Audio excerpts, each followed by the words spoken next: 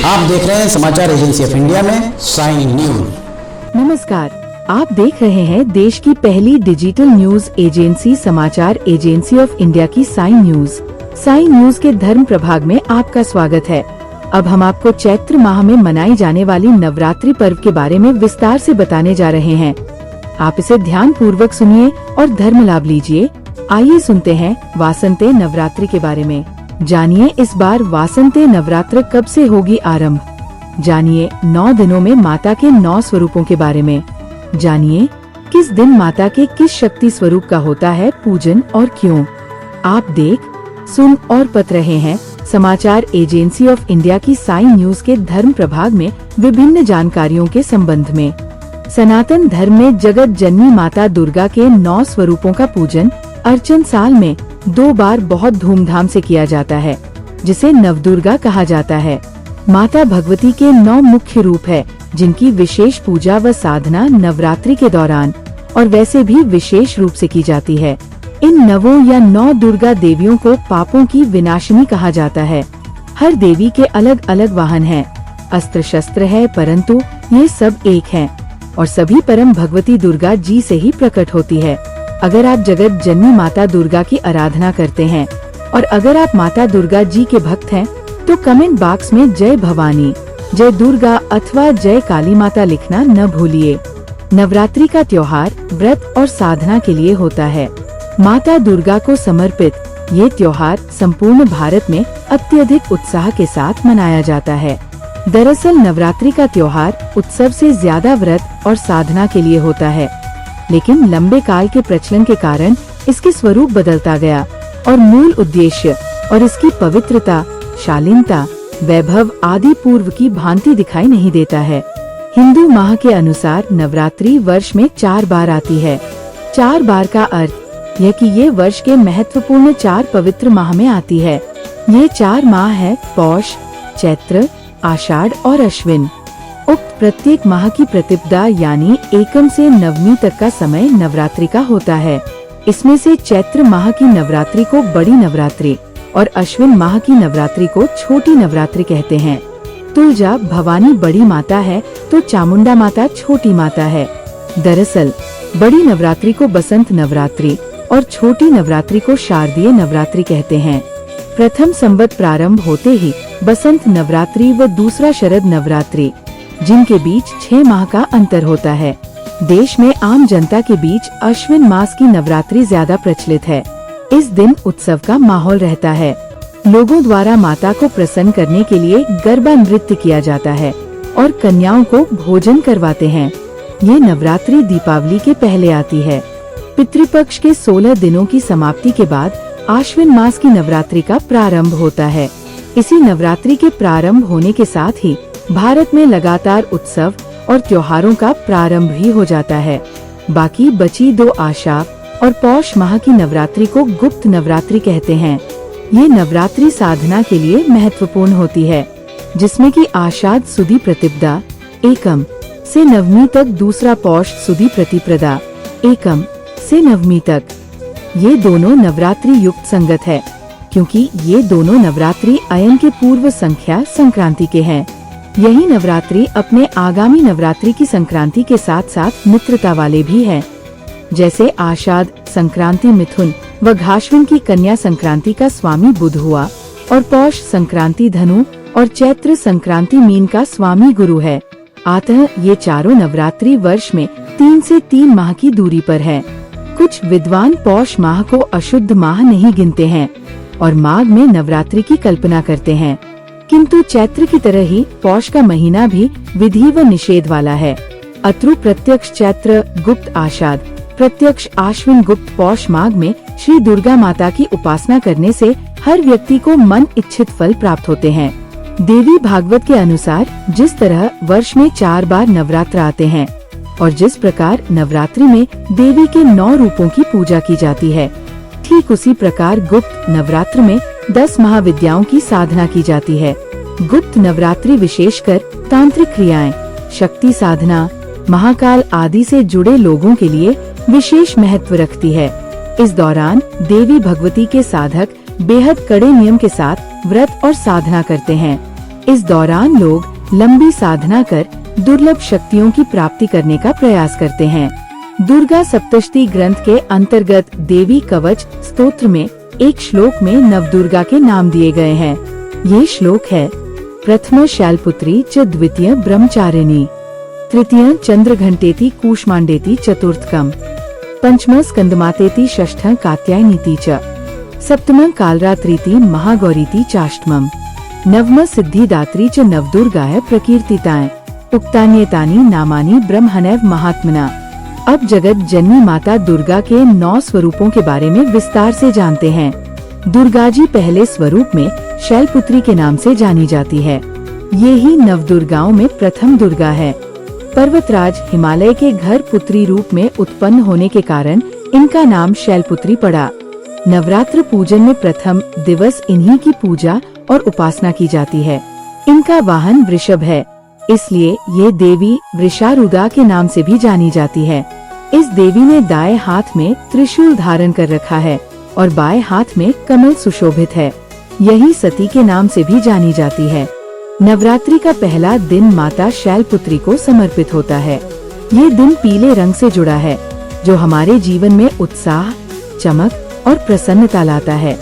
हिंदू धर्म में पीले रंग का बड़ा महत्व है।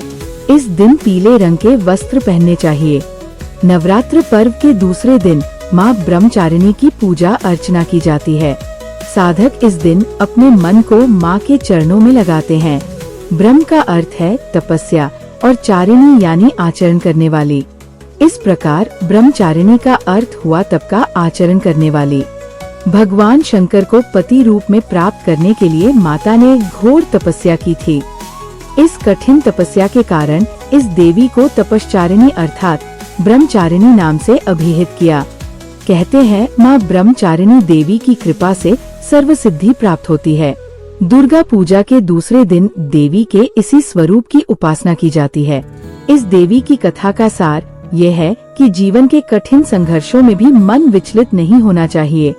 नवरात्रि का दूसरा दिन माता ब्रह्मचारिणी को समर्पित है। माता को हरा रंग पसंद है, तो इस दिन हरे रंग के वस्त्र पहनकर पूजा करनी चाहिए। यह रंग जीवन में विकास, सद्भाव और ऊर्जा लाता है। माँ दुर्गा जी की तीसरी शक्ति का नाम चंद्रघंटा है।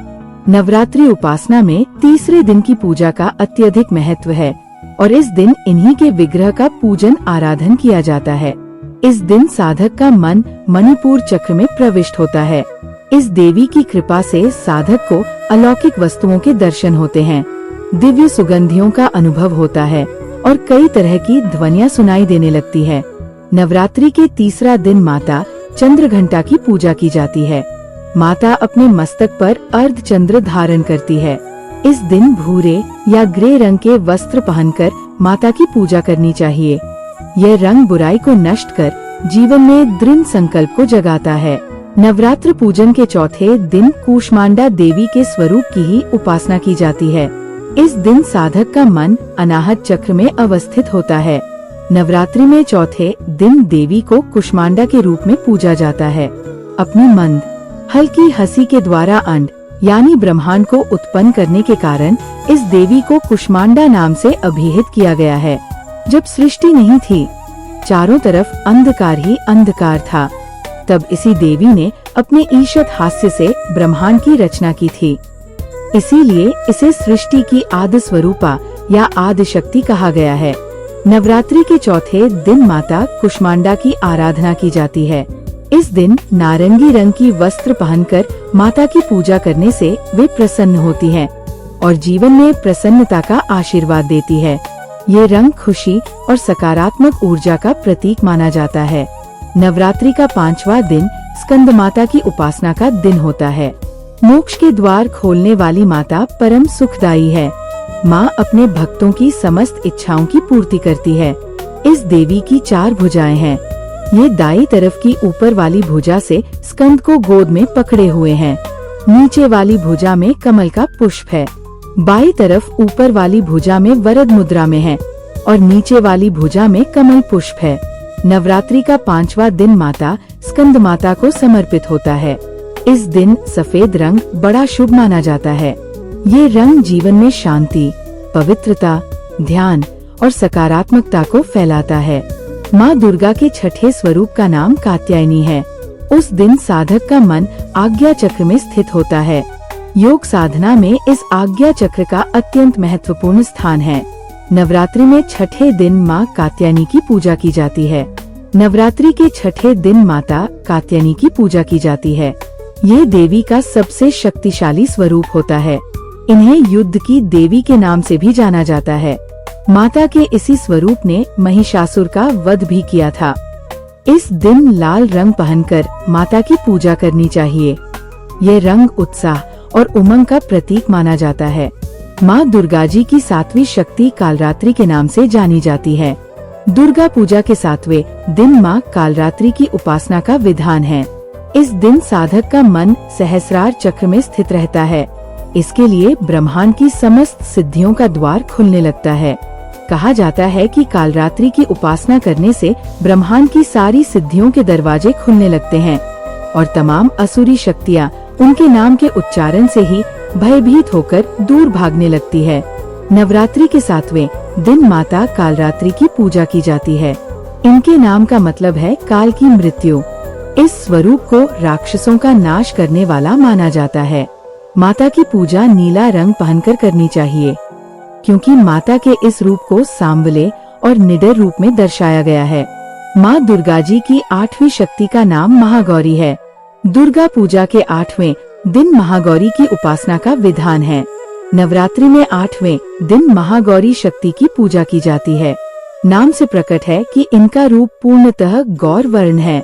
इनकी उपमा शंख, चंद्र और कुंद के फूल से दी गई है। अष्टवर्षा भवेद गौरी यानी इनकी आयु 8 वर्ष की मानी गई है। इनके सभी आभूषण और वस्त्र श्वेत हैं, इसीलिए उन्हें श्वेतांबरधरा कहा गया है। इनकी 4 भुजाएं हैं और वाहन वृषभ है, इसीलिए वृषारुगा भी कहा गया है इनको। इनके ऊपर वाला दाहिना हाथ अभय मुद्रा है तथा नीचे वाला हाथ त्रिशूल धारण किया हुआ है। ऊपर वाले बाएं हाथ में डमरू धारण कर रखा है और नीचे वाले हाथ में वर मुद्रा है। इनकी पूरी मुद्रा बहुत शांत है। नवरात्रि के 8वें दिन माता महागौरी की पूजा की जाती है। इस दिन गुलाबी वस्त्र पहनकर माता की पूजा करनी चाहिए। जो व्यक्ति देवी के इस स्वरूप की पूजा करता है, उसे जीवन के सभी कष्टों से मुक्ति मिल जाती है। यह रंग आशा, आत्मशोधन और सामाजिक उत्थान का प्रतीक माना जाता है। माँ दुर्गा की 9वीं शक्ति का नाम सिद्धिदात्री है। ये सभी प्रकार की सिद्धियों को देने वाली है। नवरात्र के 9वें दिन इनकी उपासना की जाती है।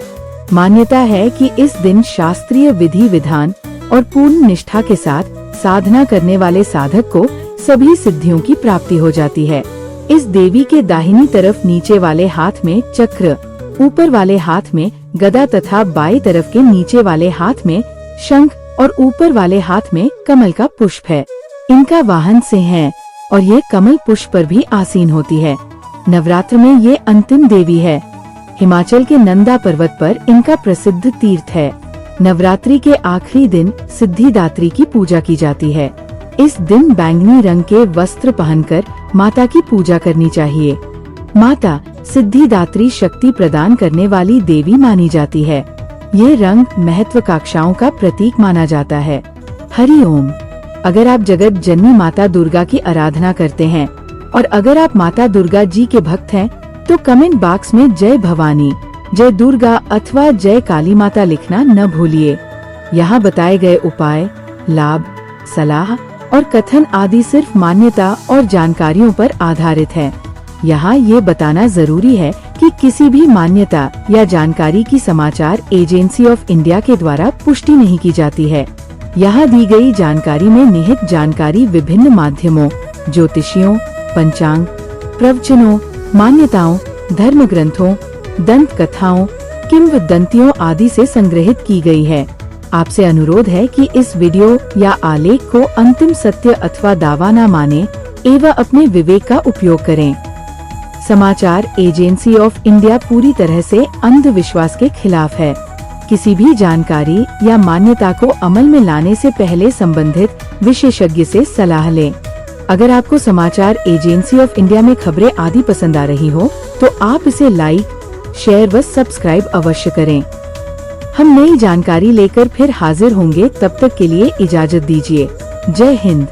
समाचार एजेंसी ऑफ इंडिया की साइन न्यूज में प्रसारित धार्मिक वृतांत आदि पसंद आ रहे हों तो आप इसे लाइक, सब्सक्राइब व शेयर जरूर करें। कमेंट बॉक्स में लिखकर बताएं कि आपको ये कैसे लग रहे हैं। ये भी बताएं कि आप और क्या क्या देखना व सुनना चाहते हैं। फिलहाल समय है आपसे इजाजत लेने का। आप सभी स्वस्थ रहें, मस्त रहें। जय हिंद।